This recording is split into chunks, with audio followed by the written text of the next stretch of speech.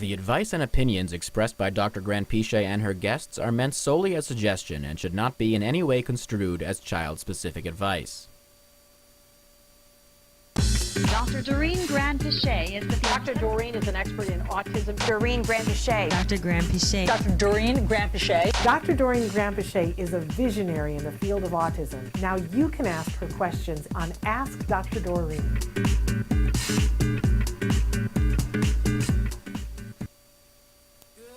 Good morning, everybody, and welcome to a very special edition of Ask Dr. Doreen. You can see that we have a very special guest who's joining us today to talk about a very special topic. We're going to introduce Ilana in just a second. I want to get some things. Well, let's say good morning to everybody first. Let's be human beings. Good morning, Good Shannon. morning, Good Ilana. morning, Ilana. Welcome. I always want to rush to get through to the things so we can get to the good stuff. I want to remind everybody we are doing very few live shows in April. Most of our shows are pre-recorded, but this is a live show. It is the 22nd of April, and we are so excited to be here live. It's the first live show in over a week, the first live show since the new prevalence numbers have come out, so we're going to address that really briefly in just a second. But I want to remind everybody that we are live right now on Facebook, YouTube, Twitter, and about a dozen other places. Our incredible Chris Desmond will show you some of the different ways that you can participate on the screen, but we're taking your questions live right now. You can be writing in on any of those platforms, and I will have access to be able to see those questions and give them to both of our wonderful people today, Dr. Grant-Pichet and Ilana Gerschlowitz. So we're very excited this morning. I do want to say, I want to give the disclaimer before we do anything else that we always say to you that we love getting information from you, getting questions. There is no expert in any field that could give individual specific advice on this platform. It would be a disservice to the expert and certainly a disservice to the individual who is on the spectrum. So we hope that you'll write in your questions, whatever they may be. We do have an overreaching topic today that we're going to be talking about that is of big concern for all of us. So be writing in about that, but about anything that you would like. We will try to get to as many questions as possible, but we have already had a lot of questions come in this morning, specifically from our viewers in South Africa. So very excited to be welcoming them to this discussion. I also want to let you know that if you are watching us on YouTube, fabulous. Check us out on Ask Dr. Doreen on YouTube. But also, Ask Dr. Doreen is available as a podcast. You can be downloading that, listening to that. It is a free download on every platform that is out there that has free downloads. It will come with advertising when you download that free podcast. If you'd like it without advertising, please go to glow.fm/autism live. For a small $5 fee, you can get everything we do at the Autism Network. That's Autism Live and Ask Dr. Doreen, plus everything else. You'll get it ad-free for $5 a month. So check that out. All right. Before I get to Ilana, and Ilana, thank you so much for waiting patiently.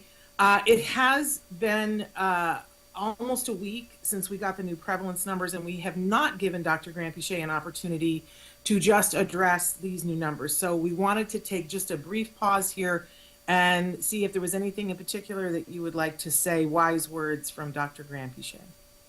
Thank you, Shannon, and thanks everyone. It's good to be back. Yeah, I mean, we all know now that the prevalence, the most recent estimate from the Centers for Disease Control is 1 in 31 children, 1 in 31. And of course, if you're just entering the world of autism, this is just a number to you. For those of us who have been in the world of autism since it was 1 in 10,000, it's a little bit scary that it just keeps increasing. And I will say that I am happy that we're getting so much attention on autism now, and that we are hopeful that there will be some answers in regards to why it has been increasing so rapidly over the last few decades. But honestly, other than that, there's not much more to be said right now, Shannon. As you know, I believe strongly that this does have to do with toxicity in our environment. I also acknowledge that there's a genetic predisposition involved, but hopefully we'll be able to identify some of the things that are triggering so much more diagnosis. And yes, of course, there's a very small percentage of the fact that we are recognizing it better. But I was reading something, not to go off on this topic, but I was reading something the day the prevalence numbers changed, where it's the typical response has always been, oh, the prevalence is higher now because it's easier to diagnose, right? It is much more people are diagnosing it. And the interesting thing is that someone took the time to compare the last two diagnostic criteria. So as we all know, the diagnosis comes out of a manual called the Diagnostic and Statistical Manual of Mental Disorders, DSM.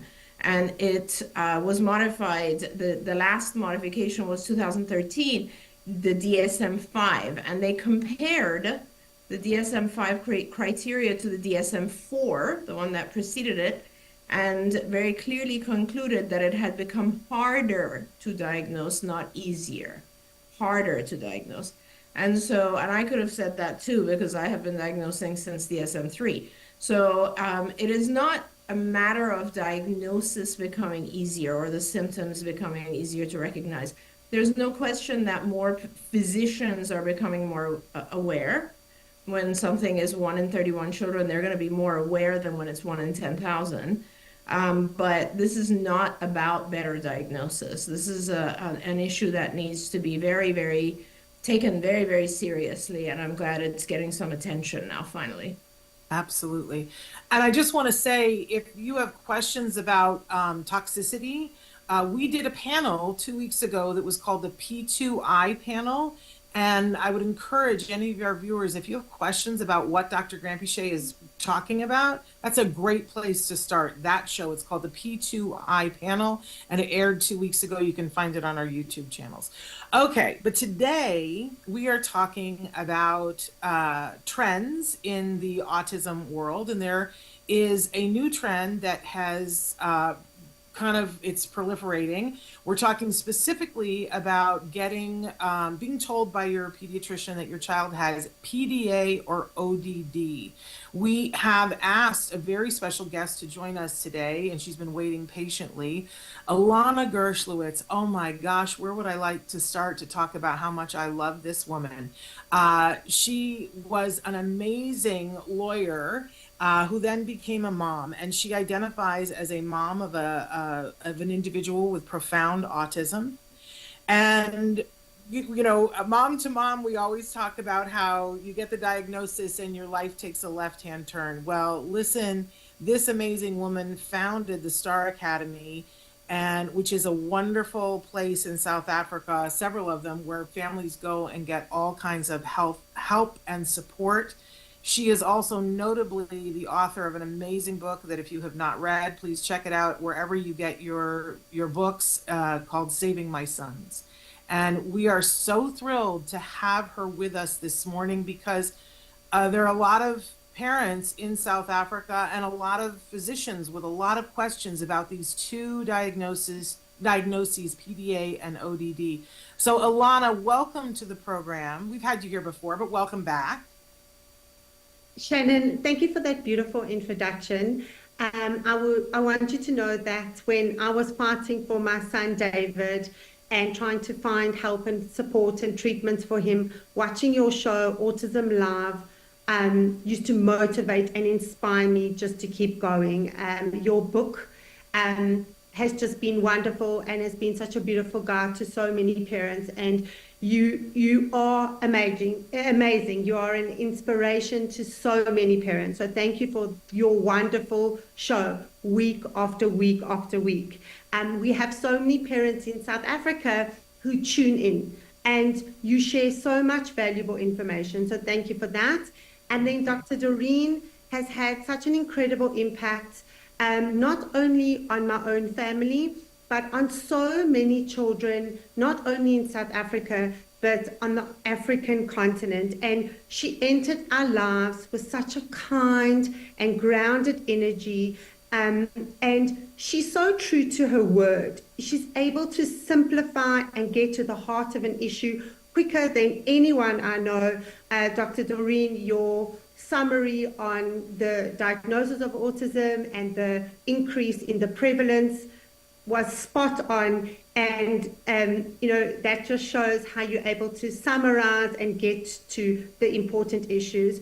Thank you so much to both of you for having me with you today. It's such an honor and a privilege. Thank you. Thank you so much. Thanks to both of you. It is my honor and privilege to have both of you on this show. It's wonderful. Thank you. Well, we're all part of the Mutual Admiration Society. Yes. So let's see if we can make something good happen out of that. We're talking specifically about PDA and ODD. Ilana, do you want to ask the first question that was sent in by someone in South Africa? Yes, absolutely. And we have so many parents whose children are being diagnosed with PDA, being pathological demand avoidance, and the ODD. And, parents just don't know where to turn. They don't know what treatments are going to be best. And we're just so happy to be having this conversation today. So my first question to Dr. Doreen is going to be, what is PDA and what are the criteria to be diagnosed with PDA? Right, that's great. I'm happy to start there. And it would be good to just actually define PDA and ODD, right? So PDA stands for pathological demand avoidance. And let's just start right there, because PDA is not a diagnosis. It does not exist in any diagnostic manual. Let's be very, very clear about that. It is an opinion, okay? It's not a diagnosis. It has not been officially recognized by either the DSM, the Diagnostic Manual, or the International Classification of Disorders, the ICD. So therefore, it is not anywhere in the world a diagnosis. I apologize for repeating that multiple times, but I think it's really important, because we cannot just come up with concepts and then diagnose people with concepts that are not recognized as diagnoses. So let's just start right there. It is PDA, and we'll talk a little bit about ODD separately as well, but which is oppositional defiant disorder, which is a diagnosis, and it is quite a different thing. But with PDA, it is so let's just talk a little bit about where PDA even came from, or where is this idea from. And this originated in the 1980s with a psychologist in England whose name was Elizabeth Newsom.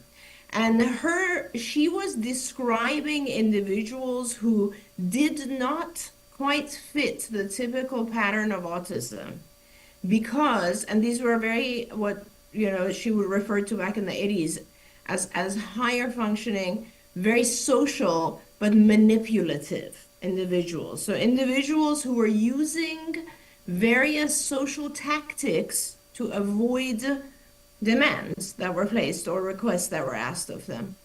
So that was very important. More recently, this concept of PDA has been brought up and proposed by various psychologists, particularly Dr. Cynthia Martin and others at the Child Mind Institute in New York. And this has now spread. And we'll talk about why this idea has spread in a minute as well.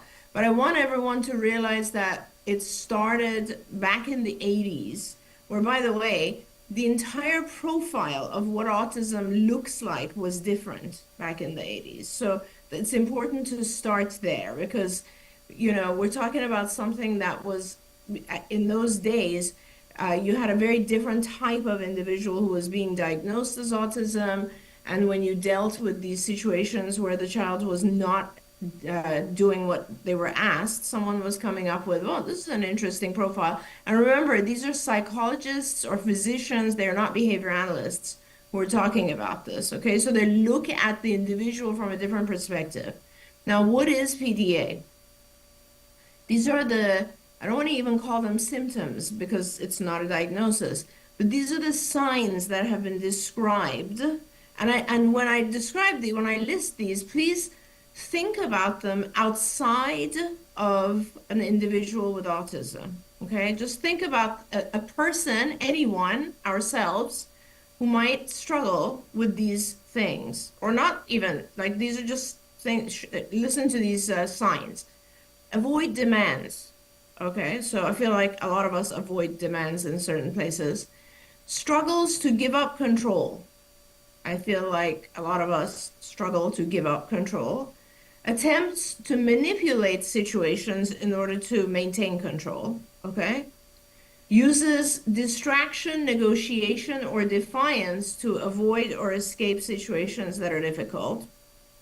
Sounds like a very normal human response. Procrastinates and has very severe emotional reactions in order to avoid demands. That is it. Those are the This sounds like me doing my taxes. That's what I was going to say. It sounds like anyone. And it's very important that you have to realize that when people talk about PDA, it isn't right now because it's so, it has been latched onto for the autism community, but it could describe anyone. It does not have to describe someone who already has a diagnosis of autism. It could describe anyone. And it is actually a very interesting description because to some extent, and this, Shannon, you're going to love this because this whole discussion today will have to do with fairness, right? Which is one of our favorite topics. So when you think about anyone in the world, given whatever skills they have or don't have, and you place demands on them that are too difficult for whatever reason, they are going to do all the things I just listed. They are going to try to evade, escape, avoid those demands. That's just a natural human reaction. And the way to get around that, obviously, is to make sure that the payoff for actually adhering to the demand, so the reinforcer, is big enough. It's fair. It's fair. We'll talk a lot about that in a minute. But first, I want to kind of differentiate real quick what ODD is, because that is a diagnosis, oppositional defiant disorder. It is a diagnosis. And it is based on symptoms, very specific symptoms that exist for a period of 6 months. These are how diagnoses in the DSM are measured. You have to have repetitive symptoms that are very clear. And the symptoms are the individual loses their temper multiple times in 6 months, is easily annoyed or angered, is resentful, is argumentative, is actively defiant, is deliberately likes to annoy others, blames others, is spiteful or vindictive. And these behaviors, 4 of these will have had to happen over the course of 6 months, and some of them at least twice. So there's a clearly defined set of behaviors. And remember, and again, you have mild, moderate, and severe with ODD. And ODD is often diagnosed with young children. And it is very controversial to diagnose ODD and autism together because autism is a much more pervasive disorder and will cause some of these things, right? So you have it. You have one that is a diagnosis. You have one that's kind of a profile that has been described by people. Now, why is it all very confusing? Okay, let's talk about autism for a minute. So autism has all these symptoms we're very familiar with, right? And by the way, it's also very important to realize autism is this huge spectrum. So you have people on the higher end of the spectrum who have a hard time with social behavior, understanding maybe subtle social cues, etc., and then severely affected individuals who have a difficult time even communicating their needs, right? It's a huge spectrum. Regardless, life places demands on these individuals and they get frustrated. They have the inability to communicate their frustration often in a way we all do to some extent, right? There are circumstances where we all have a hard time expressing ourselves. And when that happens, they try to avoid the demands that are being placed on them. They may exhibit that avoidance in a very dramatic, emotional manner, just because they don't have language to better communicate. This is very frustrating for me. I don't really want to do this. I don't understand why you're asking me to do this.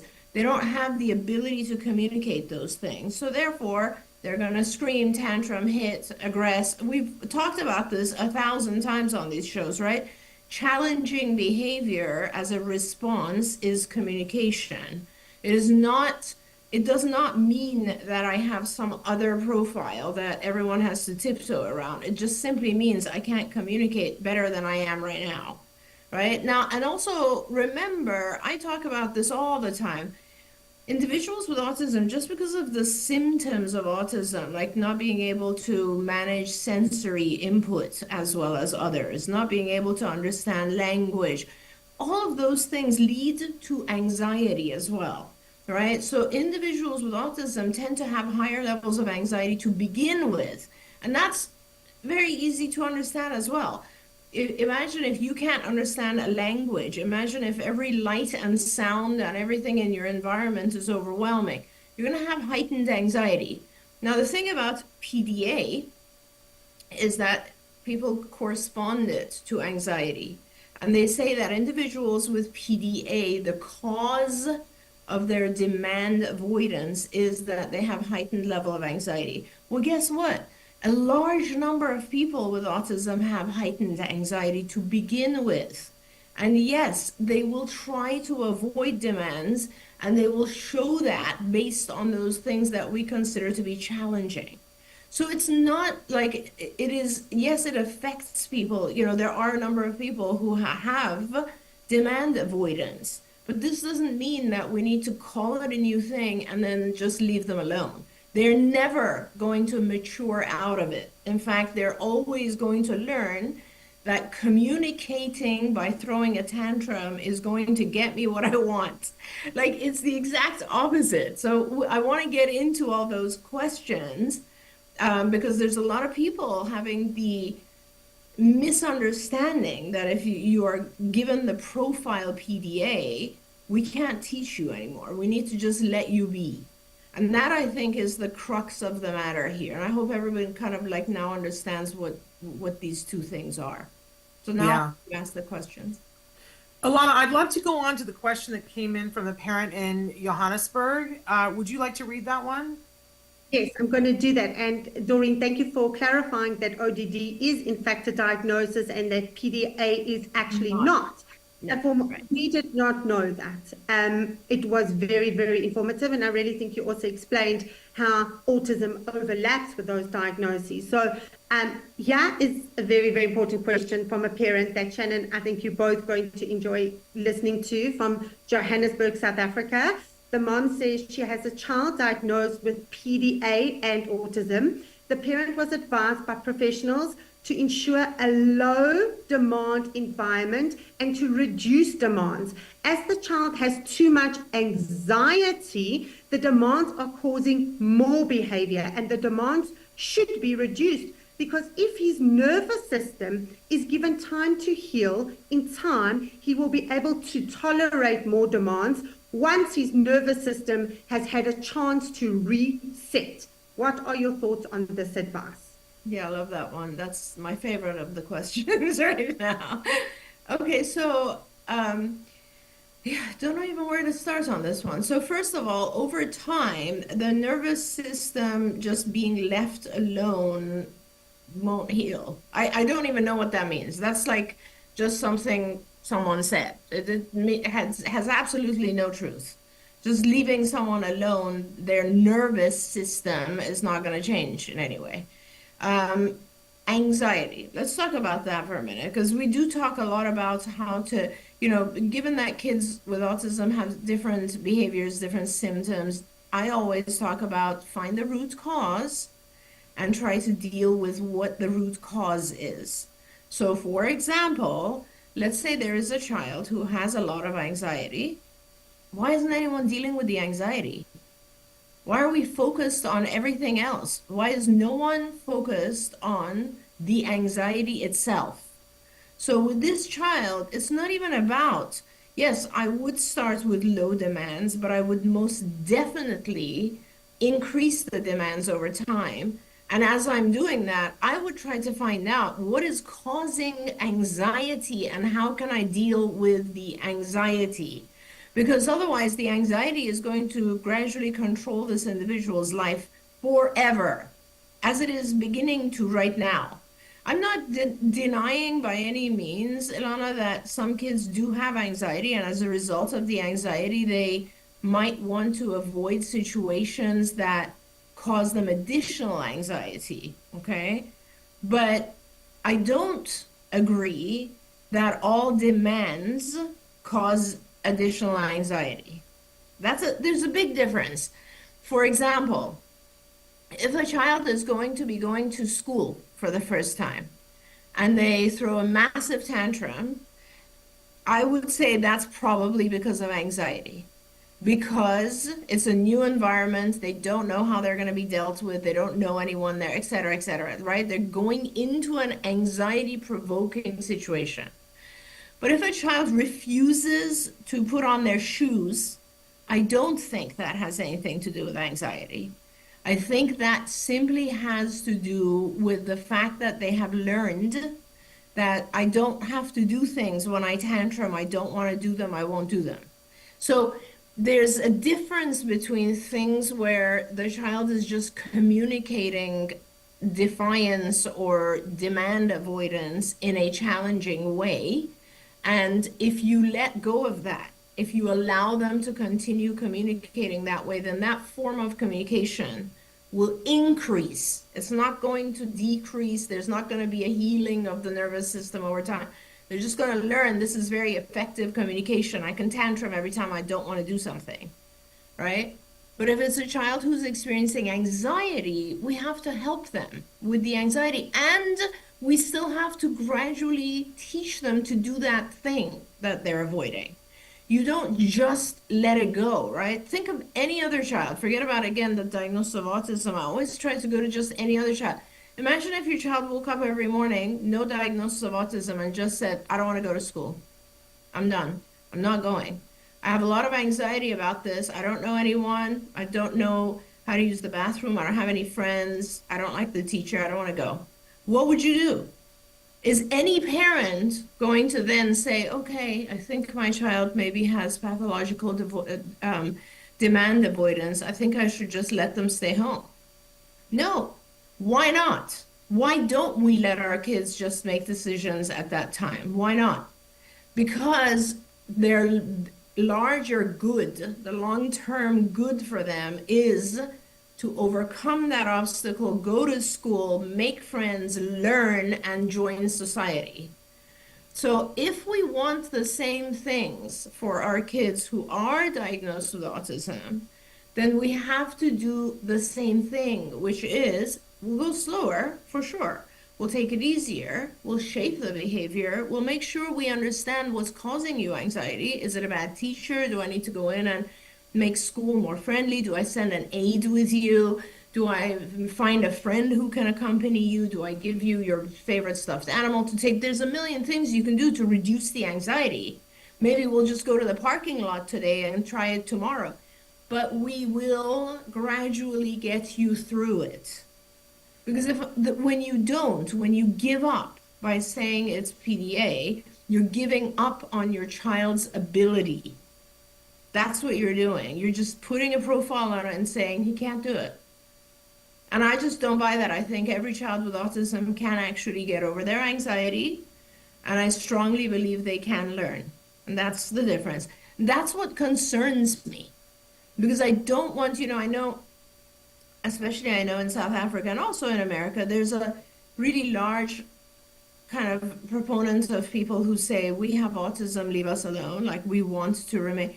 And what concerns me is that, well, lots of things concern me about that. But the biggest one is, what are we saying? Are we saying you can't learn? You can't improve? Don't we learn? Everyone learns through life. So I want to get to what I think is the heart of the problem here is that parents are being told on a regular basis that we have to give our children autonomy. And we have a question about autonomy coming up next. But I want to say that I think it's really hard for parents.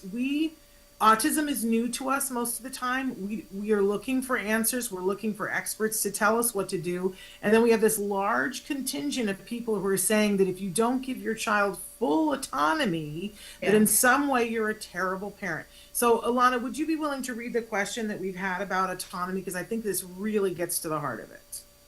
Absolutely. And I also want to highlight that it makes it very hard for parents as well when the parents are divorced, because I spoke to parents who have a child who was apparently diagnosed with PDA. We've now learned that that's not actually a diagnosis, but I spoke to mom and dad separately and they do not agree on treatment. So that is also very, very difficult when one parent is saying, let's give full autonomy and the other parent wants to handle it differently. So another parent in South Africa asks, my PDA coach has suggested that I give my son autonomy to decide when to, for example, stop playing the PlayStation. I should not put a time limit on him to end his games, but rather ask him how much more time he needs and let him have autonomy in all decision making, as he has a PDA and autism diagnosis. Right.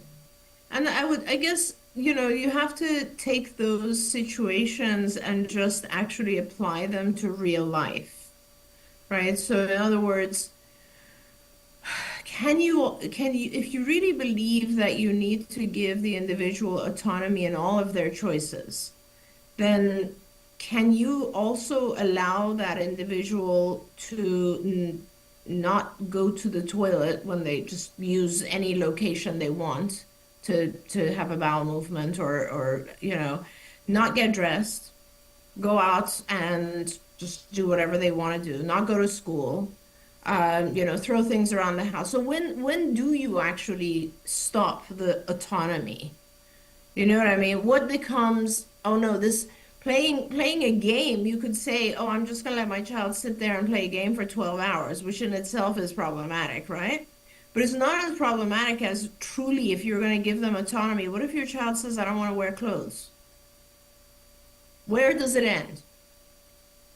This is the question I ask parents, right? Because it's not realistic to say, I want to give them full autonomy. It's just not possible.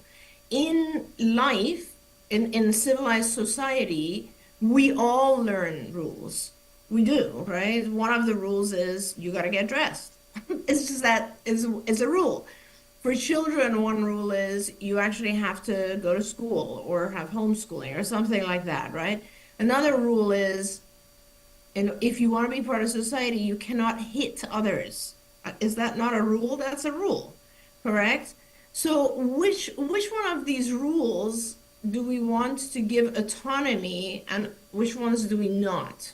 I think that's where it starts, and that's what you have to wrap your head around as a parent, because remember, this is, I think, again, I always talk about this because as someone who's been diagnosing for a really long time,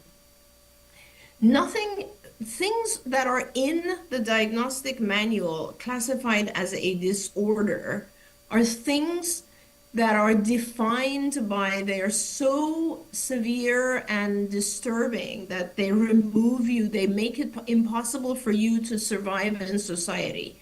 That's a given on every disorder. Every disorder is not a disorder unless it actually takes away from your ability to function in your social and home settings. Okay.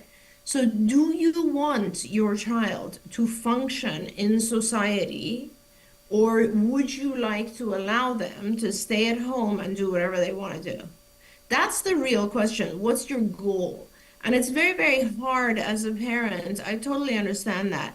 And what's further difficult, I think, is the fact that people on the PDA kind of support side say you need to give choices. And actually, I agree with that, because in ABA, like, let's just talk about how good ABA would handle, and I don't want to say someone with PDA because it's not a diagnosis, but someone who has anxiety. I'll say that, right? Someone who has autism and has anxiety and avoids demands. Okay, fair enough. That's the closest I'm going to say to the PDA profile. They have anxiety and they avoid demands. How would ABA handle that? So some of the ways that someone in ABA would handle that is they would first of all focus on the cause of the anxiety. How can I make the environment easier for this individual? How can I do antecedent control where I can give this individual as many things as I can to make them feel less anxious, right? Number one. Number two, how can I make the demands tiny to begin with and huge amounts of reinforcers in the beginning and gradually, very, very, very gradually increase the demand so the individual doesn't react and keep the reinforcers really high for a really long time, right? Anyone who has a fear, anxiety fear of something is going to respond to that because it's like taking baby steps, right? Like you do just a tiny bit, I'm going to give you a huge amount. Another way I can deal with it is I can give them some choices. And this is a really good example because you guys both as moms who've done a lot of ABA, do you remember when you start the, let's say a PEX board or something that where you're giving your child choices? The first lesson is don't put a choice on there that they cannot have. Remember, you only put choices that are available, that are really able to be given. So this is where it differs, right? You can give your child choices, but make sure you don't give them choices that are anti-society, like the choice of playing on your game for 10 hours. That's not a choice. The choice could be you can play this for 1 hour and then get this huge reinforcer, or you can do something else. You know what I mean? So choices are good, but the choices have limits around them as well. They're not just full autonomy. So there's lots of things that we do in ABA. It's funny because really this PDA is escape motivated behavior. It's an escape function, right? It's demand avoidance. That's all it is. That is all it is. And it's one of the 4 functions that we talk about. So this is nothing new. We're just, and to say, I read one of the questions, I think Ilana had I think from a behavior analyst, had said something like, this doesn't even look like ABA anymore. And I agree. When you know that the function of a behavior is to escape a demand, in other words, the reason you're doing a behavior is in order to get out of a demand, your job as a behavior analyst is to find ways to not allow that to happen, is to find ways, like the ways that I just listed, gradual shaping, lots of reinforcement, small prompts, all of that kind of stuff is done in order to teach the individual to actually adhere to the demand as opposed to avoid it. Because imagine if you avoided all demands in life. How would you progress? How would you live? But I want to reiterate what you said before about it being fair, that we don't just do this without being fair by lowering the demands in the environment, by taking baby steps. Because that's important. And I feel like a lot of times people forget that aspect of it, that it's not just throwing people in the deep end. I want to say Rosie is saying hello, and we're saying hello to Rosie. Thank you, Rosie. And Indigo wrote in and said that when you were describing the different elements of anxiety, that very much they said, that's how I feel, and it's very overwhelming. They went on to say, I'm not usually very anxious, but when my anxiety levels spike, they do so 1,000 times more than any neurotypical. And Indigo, thank you for writing that. And I want to know, please write in and let us know what your thoughts are about what Dr. Grant-Pichet was just saying about making it fair, acknowledging the anxiety, looking for the cause of it, lowering the demands, not acting like it's not happening and plowing past it and ignoring the person's needs at all, but keeping it fair. And thank you, Indigo, for writing that. And I want to point something out here without offending you in any way. But you as an individual don't know the experience of anxiety for someone who doesn't have ASD. So you can't say that your experience is more or less. None of us should be comparing our own experiences with others. Your experience of anxiety seems to be sometimes severe. And there are lots of people in this world who have so much anxiety without a diagnosis of ASD, who have so much anxiety that they don't even leave their own homes. Okay, so there's lots of levels of anxiety. And my point in saying that with PDA or with anything else, we need to be looking at the anxiety it's not just the anxiety I'm talking about, Shannon. This is kind of what I always talk about. The individual is a whole human being. You have to look at everything, not just their behavior. So you have to, yes, do they have a lot of anxiety? Do I deal with it differently? Do they have sensory input issues? They can't focus their eyes on one stimulus. Do you teach a child the same way if they can't focus their eyes? No, you modify everything you're doing. Do you teach a child who didn't sleep last night the same way? No, you modify everything you're doing. Do you teach a child who has gastrointestinal inflammation and has diarrhea all day long? No, you modify everything you're doing as a behaviorist. The whole point of it is to pay attention to everything about that human being, including their anxiety that's leading to this demand avoidance, or anything else. They might have had trauma, which, whatever it is, pay attention to the whole human being and help them. But your ultimate goal doesn't change. Your ultimate goal is never going to be leave them alone because their nervous system will heal in 10 years. That's not the goal. The goal is to teach them.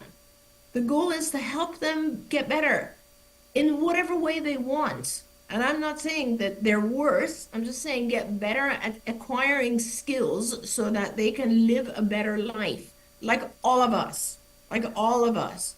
That's the whole point of it, right? And I think PDA, unfortunately, is something that just diverts our attention and gives us, I guess, as parents, the ability to just stop. And listen, the other side of this, which we haven't even really talked about, is that we're looking for things like this as parents because it's extremely traumatic to us as parents if we have to place demands on our children and watch them cry and tantrum and, have severe reactions. As a parent, we would rather be told, leave your child alone, it's okay, they have a diagnosis and you must leave them alone. We would rather be told that because then we don't have to deal with that tantrum at that moment.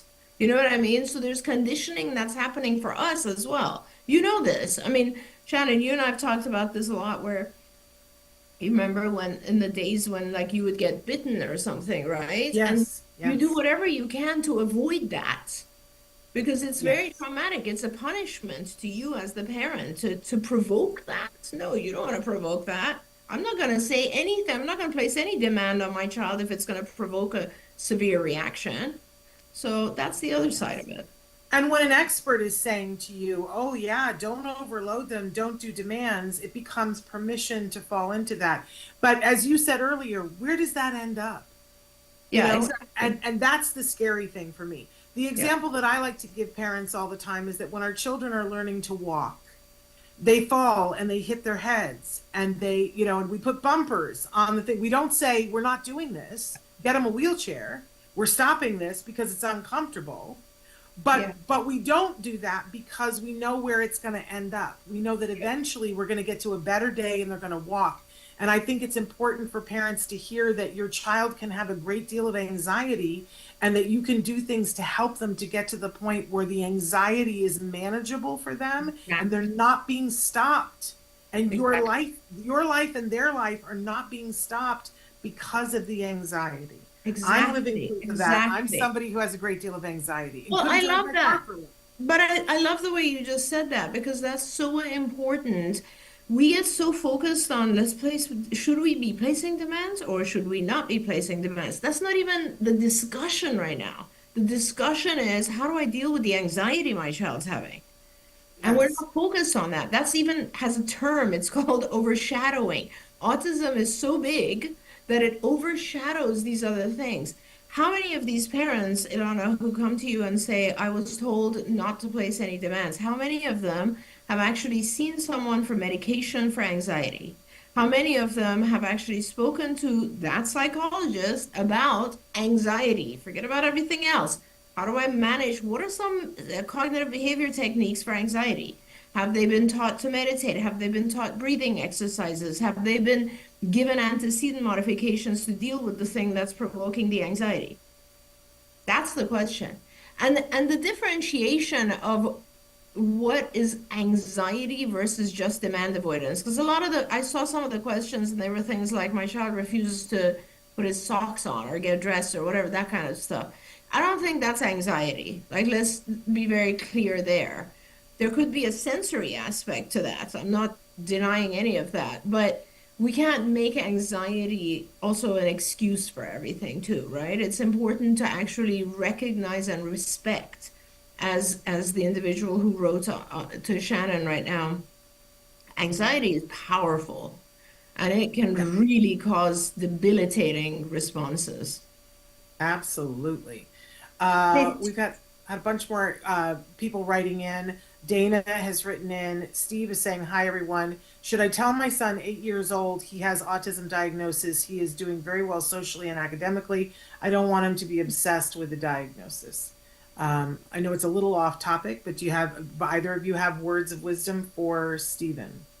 Yeah, it's a little bit hard because I don't know where this individual is in their life or their functioning level or how they're doing in society really accurately.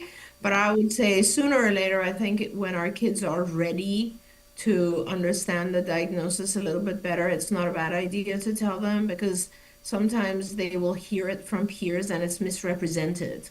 And so explaining that it's a different way of learning and your brain just functions differently, both strengths as well. Make sure you list the strengths. And yeah, and then that is just something that you can move on. But Ilana, you've had a lot of experience with this as well. Yeah, so I just wanted to say that it's been very enlightening, Dr. Doreen, listening to you explain PDA, and I think you've cleared up many misconceptions around the diagnosis. I do also want to mention that I always tell the parents, choose your hard. Choose your hard. Yes. It's hard not to place demands on your child, and then it's hard to place demands on your child. Choose your hard. Long term, which hard is going to give the best results? So Long choose term your or short term? The example I always use is because it's a common thing where parents will say he doesn't sleep, so I let him sleep with me. He'll sleep a lot better when he sleeps with me. And I will ask parents, I get it, and that's the short term answer. Are you willing to do that when he's 18? Because there has to be also a long term, right? There's a short term and a long term. So sometimes we we choose the easier, as you said, we avoid the hard decisions, but then in the long term they're harder even. Okay, because we're running low on time, we haven't talked that much about ODD. Ilana, if you're okay, I'd like to skip ahead to the question that starts my son Zach. Is that okay? Yes, Okay. absolutely. So my son Zach has ODD, and as Doreen said, that is a diagnosis, and argues frequently with me and my husband. He argues with his teachers. He's often angry, resentful, he's spiteful. The behavior may happen across many settings. He's defiant and deliberately annoying. I consulted with the psychiatrist who told me he needs to be medicated and that the solution would be to put him onto the right medication for these behaviors. We've been on 2 medications for the last 6 months. I have not yet seen any improvement. Any additional strategies or advice, Dr. Doreen, that you can recommend to support these behaviors? Yeah. So, and did they say the age, Ilana, or of the I child? think he's 13 years old. Yeah, very, very difficult already by 13. So with ODD, it's kind of an interesting diagnosis. It's not one that I like very much because as a behaviorist, I always just try to tend to look at function. And with ODD, it's one of those things where you have to ask yourself, how did this develop? Where did this begin, right? Because no one begins this way. Now, sometimes we talk about kids with autism and we can say that, yeah, it starts because they have anxiety or because they have difficulty understanding, etc.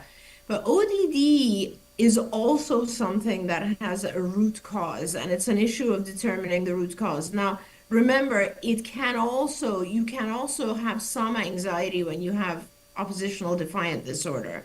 But aside from that, with children who are experiencing or expressing themselves through the symptoms of ODD, often it is a very long history of the child having received what they wanted by behaving this way. So this is again one of those things we talk about in ABA is identify the function. And if you have a child who at the age of 3 learns that when they hit their sibling, they are going to get the toy they wanted, a very, very basic thing. And if you let it be, if you allow that, guess what will happen? At 5, they will hit their peers in school. At 7, they will push their teacher. At 9, they will argue with you. At 11, it just progresses because the individual has learned that the more challenging I am, the more I will get my way. It's a very simple thing. So the sooner the individual learns that they cannot get what they want because of this type of behavior, and that they must communicate in a different way, the better it is. Because it's easier when they're 3 than when they're 13. We always say that, right? Now, when they're 13, it just becomes so incredibly difficult because a lot of times we're talking about kids who, well, we're talking about two sides. We're talking about parents and individuals who are already now bruised and battered and afraid on the parent side. So they do give in more. And on the individual side, we're talking about someone who's had many, many years of communicating that way, and they just don't know any better. Like, this is the way that I communicate, right? And so now breaking that pattern, and you both know the number one thing that's going to happen is there's going to be a burst in behavior before the individual realizes that this is not effective anymore. And who can manage? It's very hard to manage a 13-year-old boy who's already aggressive or is already defiant in a lot of ways, right? That's why it is sometimes helpful, not always, sometimes helpful to have a combined kind of multidisciplinary type of intervention, which includes medication. Medication, therapy, whether it's behavioral or cognitive behavioral, and that depends on the functioning level of the individual, that's the treatment of choice for ODD. It's the combination of those two. That's the treatment of choice. But again, I'm not big into labels when it comes to challenging behavior, right? Whether it's ODD, PDA, or whatever it is, because as a behaviorist, you're taught that all behavior has a function. And it's really all about identifying the function. So when this individual argues and by the way, as you both know, every behavior has to be looked at individually and not as a personality type. So it's like every instance, like you named a lot of different scenarios that this parent has written in about. Each one has to be analyzed separately because one could be the child's getting attention for this. Another one could be the child's getting the tangible item they want. Another one could be they're avoiding a situation. Like each function has to be dealt with individually. And when we label it, that's why I don't like ODD either, even though there is a diagnosis. When you label it, it's a personality. Now it's like, oh, I can't ever deal with these issues. That's not true. You deal with one at a time, and you analyze as you know, and you find out what's causing it, what's the antecedent, what's the consequence, how do I change those? It's always that. It's always what's the function of this behavior. So, you know, this individual who argues with teachers, let's say you want to approach that one. What are the things we can change so that he's not arguing with teachers? Well, we can make the demands easier and we can withhold reinforcers and only give them when he doesn't argue. I mean, there's lots of behavioral manipulations, right, that are just not being considered. And it's hard. I'm not saying that's probably one of the hardest ones that we talked about today, because we're talking about a 13-year-old who has a pattern of behavior now. So it's very hard. And it starts with identifying their reinforcers and making sure they only get them when their behavior is not avoidance or demanding, demand avoidance or challenging. Would it be safe to say, Dr. Granpichet, that in this circumstance that this family is going to need a great deal more support in the next little while? Yes. And I'm Agreed. sorry, Ilana, I cut you off. What did you want to say about that? Not at all.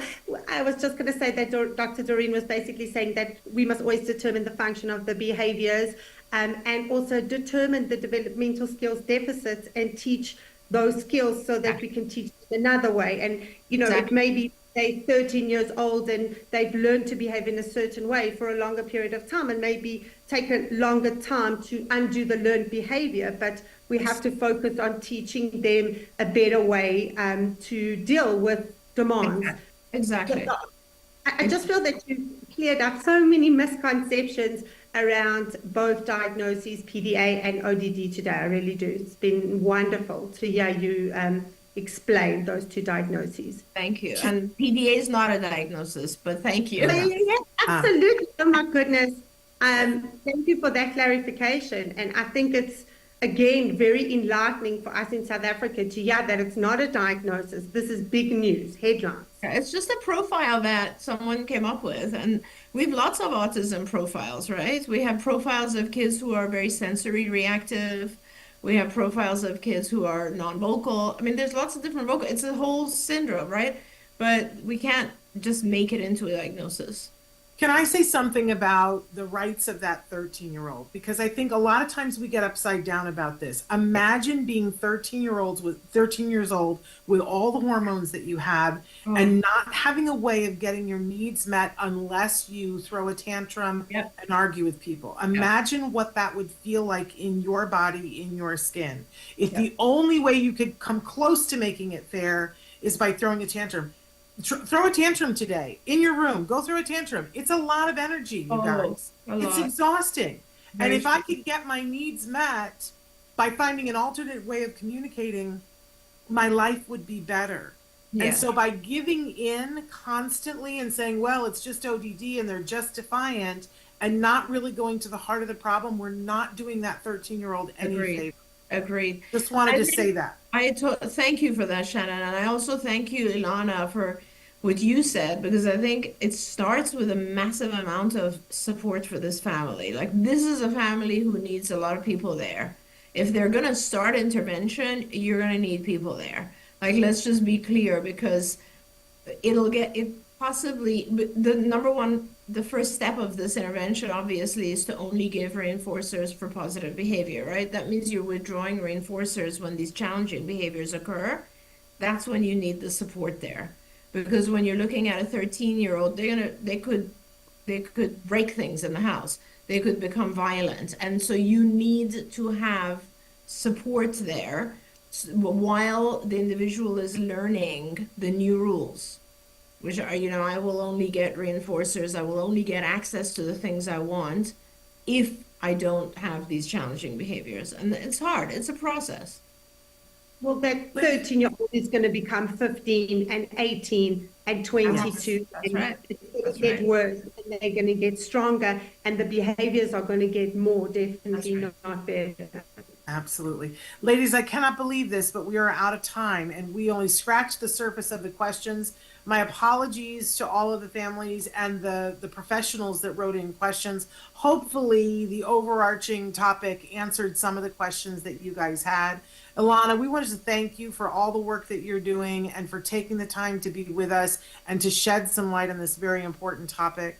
Dr. Granpichet, we thank you for your wisdom and for what you bring to the world on a weekly basis, on a daily basis, on an hourly basis. Thank you. Thank everything that is holy for you.